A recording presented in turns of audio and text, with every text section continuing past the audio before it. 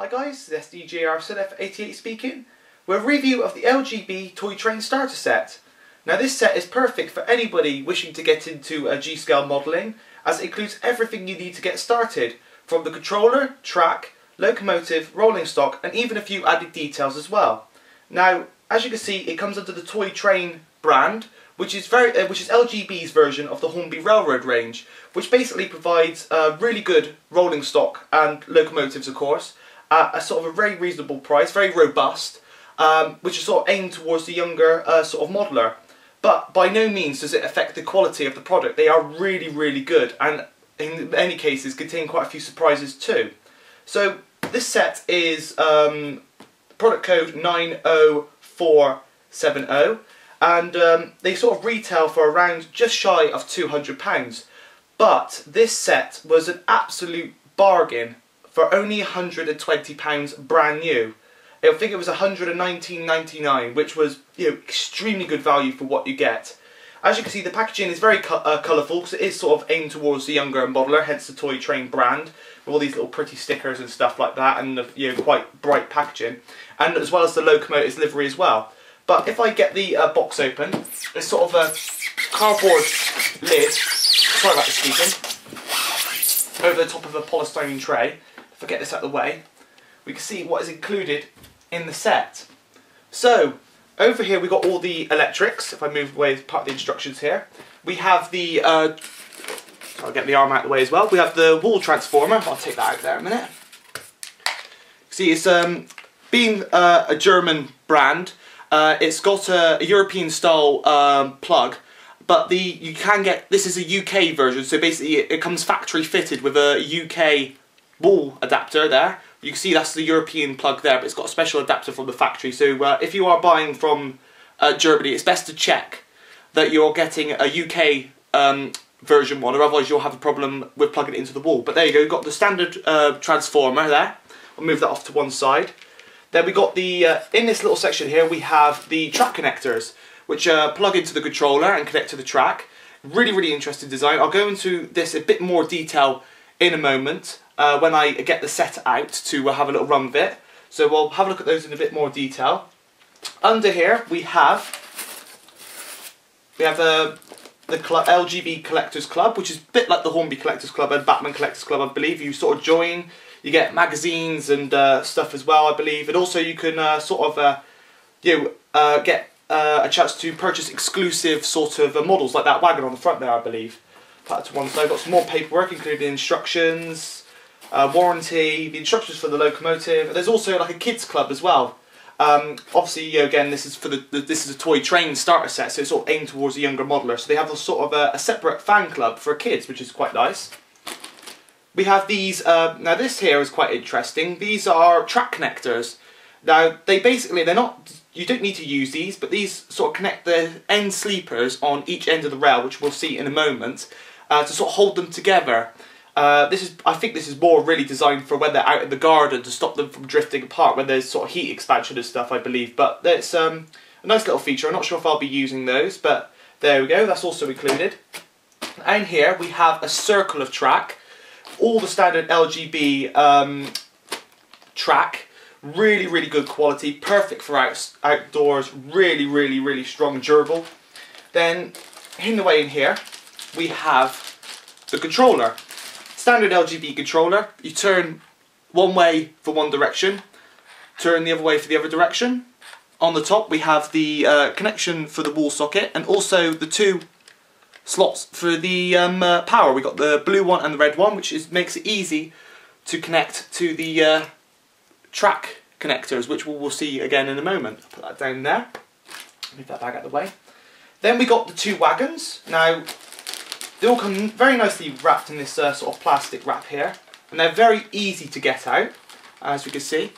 And you can see by me holding them, they are quite a size, and these are sort of the smaller type of wagons that Lgb make. Now these wagons are also in their sort of premium range. Again, like Hornby, many of their items in the ToyTrain range are basically precisely the same as in their top range. The only difference is livery. There's more basic livery. As you can see, this one is the fluorescent sort of high-vis orange livery. As this is sort of the set is sort of based on like a maintenance set, so they've gone for sort of like this fluorescent orange livery. Basically it's only really the livery and of course the wheels as well. The top end ones tend to include metal wheels, but everything about it is you know, precisely as it is for a top range one. Really, really good quality, really strong, perfect for outdoors as well. I'll move that one to one side. We also have, fold that over there in a minute, we also have a grey one as well, which is in here. And again, if I come a bit closer to the camera over this time, not sure if that's focused. I'm trying to read the see the screen from here, but as you can see, very good amount of detail in there. We got this end, we got like the brake handle, the vacuum brakes and everything, the coupler. On the bottom there, we can see the you know, the wheels swivel to aid it go around the sharper sort of corners that are supplied with the set, and over the point work sort of thing. But you know, again, very good detail. Again, you know, basic livery. I'll put that to one side. And for those wagons there, we've also got a few added extras in the forms of loads. We've got this little sort of like pile of rocks here, which you can sort of slot into the back of one of the wagons there. I'll just pop that on the back of there temporarily. And we also include this lovely little digger. Now this is, yeah, as you can see, it really is sort of aimed towards you know, children, but no, it's a really nice little feature. And as you can see, all the little hydraulic arms on it work, which is very nice, and the tracks turn round as well. So it's a nice little feature as well to sort of pop on the back of one of the wagons. I'll just pop them up there. Then we come on to the main event, which is of course the Loco. Now I'm going to pause the camera here, as the Loco is a bit tighter in the box than the other ones. But if you bear with me one moment, I will pause the camera and I will get her out of the polystyrene tray. So here is the Loco from the set, and probably one of the most surprising features in the set, I guess, is the quality of this Loco. It really is well built indeed. Now, this Loco isn't based on any particular real prototype, and I don't think I've done a bit of research, I can't seem to find a particular type or name of the Loco it's based on, but many people call this Loco Otto, as this Loco has been around in the Lgb range for a number of years, and it's seen many liveries, but the majority of liveries it has worn, it has included the name on the water tank there, Otto, O-T-T-O, which is quite a nice little name, so we'll just call it Otto from now. As you can see, there is a nameplate on here which says TT, which is, I suppose, is again a bit like the Hornby's railroad range, where they did a recent shunter which had RR on the back of it, which basically stood for a railroad range. So I presume that TT stands for Toy Train. Then we have BZ1, which I presume is a Loco's fictional running number. Of course, this is just, you know, like I said, a fictional set. But nonetheless, it's really well applied. We come on down to the running gear. I'm just going to move the camera a bit. The running gear is really lovely on this model. The connecting rods are plastic, though the wheels are metal. This is of course for picking up conductivity from the track. It also has this skid plate here, which also aids pickups from the track as well. This is perfect for running out in the garden. Of course, it's being a short wheelbase Loco, it really does need all the sort of a surface area to pick up electricity as possible. So it really is a nice feature, and that skid plate also does feature on many of the top-end Lgb Locos as well. Really, when it's going around, you do not see it, but what you really do need is a good connection to the track, especially in a garden environment. If I turn the Loco around and we come onto the front of it, we have the standard Lgb coupler, which is on the Wagons, which I forgot to mention. Now, the Lgb coupler is quite interesting, as one end is a plain hook, like at this end, while the other end, if I turn it around again, has, oh, I've got to move it forward. There we go, has like this sort of latch here.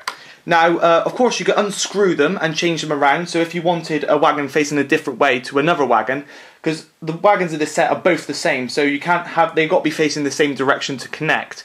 But, of course, you can unscrew it and rearrange it as you like. But for now, I'm going to keep them the way they are. I'm going to turn it around again, back to the front. We can see there's lots of lovely detail on this Loco here. There's plenty of rivet detail around here. I'm not sure if the light is picking it up as well as it possibly can. Sadly, the sun's gone in today and I'm using natural light through the windows. But we have this big headlight here, which does light up, as we will see later on when we get her on the track. We have a narrow gauge coupler here. This is obviously like based on the real coupler, which is the same on much of the rolling stock. Well, the same on the rolling stock of the sets anyway, but it's pretty much, you know, the same for the majority of narrow gauge connectors. Coming onto the side, again we have the nameplates and the number plate. Again, lots of lovely rivet detail up here. We also, what really surprised me was the cab detail. Now I'm not sure if you can see this in there. I'm going to put it there and zoom in. Very sorry about this. The camera's on the tripod here. There we go. And as you can see, there is plenty of detail in the cab for such a basic model. We've got the regulator, we've got the brakes, we've got the gauges, safety valves, and all that as well. And also we've got the pipe that goes up through the roof to the whistle, which is on the top there, which is very nice indeed. If I zoom back out again, we then come on to the bunker of the Loco. Excuse hands again. There we've got nice little coal load, sort of this wood effect along here, and then also we've got more rivets for this sort of scoop style bunker as well. So all in all, a lovely little model. So I think now we'll move on to setting up the track. Here's all the track components all set out. We have the 12 standard curves that are included with the set. We also have the track connectors, the controller and the wall plug. The track itself is the standard high quality Lgb track, perfect for the outdoor environment, with durable plastic sleepers and brass rails. Now these 12 sections do create a full circle, which is perfect for the little starter set, though you will need a bit of a sizable floor space to set it up as we will see in a moment. The track simply connects together precisely how you would connect a normal Hornby or Pico track, just simply by sliding the the rails and the fish plates together. Once you're getting them lined up, of course. It's a bit hard to try and do it off scene. There we go. Simply clips together. If I flip this section of track over, we have these little slots here. Now this is for those plastic clips that you saw earlier on when I was unboxing it. They simply come off the sprue and you simply just pop one in there and one in there, and this will provide a more permanent connection for the track. Now since will be a setup in the garden in the not too distant future, hopefully, you've got to think of weather conditions like extreme heat and extreme coolness. Now, as you know, with the double O gauge layout up in the loft, a couple of years back I had some really bad expansion joins where basically it got so hot up in the loft and I hadn't left enough space in between the two rails that the track had decided to warp and bend upwards. So when laying out in the garden, a little gap will be needed between these two, just in case we do get some nice lovely warm weather on the track and it decides to move around a bit. Connecting the power clips to the track is very simple indeed. The power clips themselves, as can be seen here if the camera focuses, is these little screw sort of clip designs. Basically what you do is you unscrew the screws so they're all the way out, not all the way physically actually out of the clip itself, but as you can see, so the screw, sort of the tip of the screw, is sort of gone in the little hole there and it's flush with the edge. Then you've got the blue and the red one. Now the red one is longer than the blue one in this set. It may be different if you, of course, in other sets, but in the this set anyway, the red one is the longer one. Now the longer one goes on the opposite side of the rail to the power supply. So basically I'm going to have the controller on the outside the circle basically. So if I put the red one on the inner rail, you just simply slot it under the rail and clip it on the inside there like that, and then you just re-tighten the screw so it's pressing up against the edge of the rail. There we go. There, it's nice and tight on there now. And these little plastic things sort of clip just over the tops of the sleepers and hold them in place. Basically you do the same on the opposite side. Again, just clip it on and tighten the screw. I hope that was all in focus on the camera, or was in shot. Not too sure, but there we go. Very simple indeed. And there you have the power supply connected to the track. Once the power clips are connected, it's just a simple task of putting the wires into the controller. Of course they're colour coordinated, you've got a blue and a red.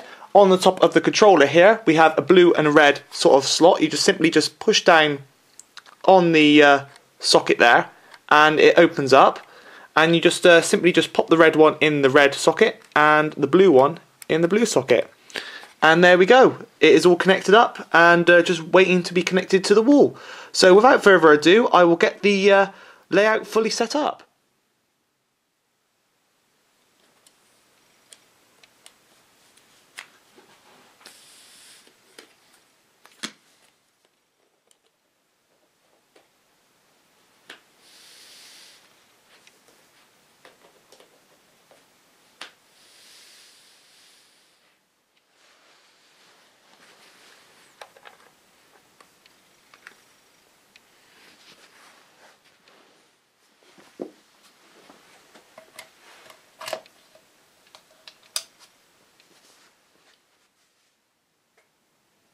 So there we have it. We have the full circle of track now set up. As you can see, it is quite a substantial size.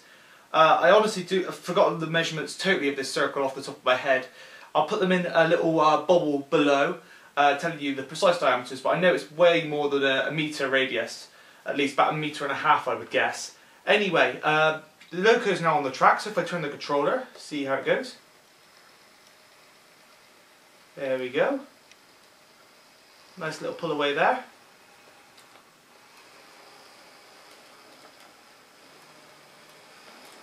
Get a bit more speed up. Now the Loco has already previously had a little bit of a run in. When I first got it, I was wanted to give it a bit of a spin as soon as I got it, but there we go. Anyway, see, she's going around really, really nicely now. I'm not sure if you can see on the camera when she comes around towards you now that you can see the headlight working. It works. It gets brighter the more speed you apply to the locomotive. So if I get a bit more speed up, it should be a bit more brighter.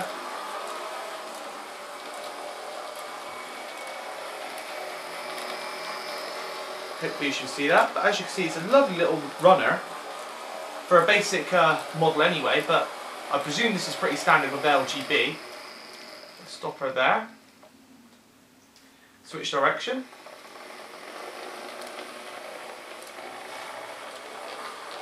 More speed up on there now. Again, very smooth in both directions. There is a bit of a whine to the motor. Well, not a whine, like you hear the gearing noises. This is perfectly understandable as it does have quite large gears, but also the fact that the gearbox is in a waterproof sort of casing, which makes it more perfect for outdoor running in all weathers really. Though I will not be running this the Garden Railway, but I do set it up in the rain, just to be on the safe side. But the locomotives have been designed that they can run in the rain, and water doesn't get into the gears and all the key components of the model. But there, it's running really, really nicely. Just bring it back round to the front there.